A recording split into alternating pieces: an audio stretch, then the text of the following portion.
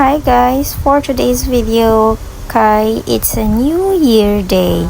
So pag New Year nga tumi og SM City Seaside kay wala naman milingaw og sakto kayo day off ni Papi. Kay gisore mi niya direct kay boring lagi sa balay. So ni Arimi mao ni ganahan kay ko sa ilang Christmas tree no, dako kayo niya, nice jud kayo.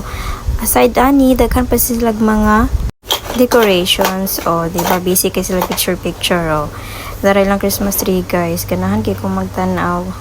Purting daghana og tawo sa SM Seaside ron guys kay lagi New Year, so mao to ni sa kami kay gipang kusnad na in town mi, so gikan di mi nangaon diha og Jollibee. So after diha kaon kay niadto na day mi sa taas kay musnak na pod mi kay panggutom na pod ang mga walay kaon. Diba kaya kasi dip-dip na kununa jud siya saka kay dili niya ma-contain ang iya excitement kay ganahan lagi siya mukaon og french fries. So nana may diri ron sa potato fries og daghan gyapog taw o nalinya si Papi ani onya kay ganahan naman siya moduwa, so niari na lang mi para makasave-save sad mi og daghan pong bata diri.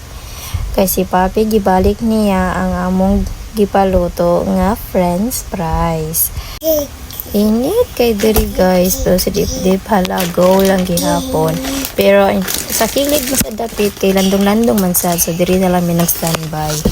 Hangin rapod kay diri guys kay si Waldin lami pa kay tog o awa nya pag-abot ti Papi daramong order kay gipanggutom na jud mi bisag wa mi laing gibuhat. Nawa si dip-dip sa mot na nangaon nami gitagaan ako french fries si Waldin kay utro pod pag kita sa pagkaon nakabangon siya, nakamatikod siguro nga naay pagkaon. Sa moto gitagaan na lang nako siya kay kabaw na siya muhungit. Nya gipangkapoy naman mi sayo pa gani sa hapon huli namin awa nang usagi.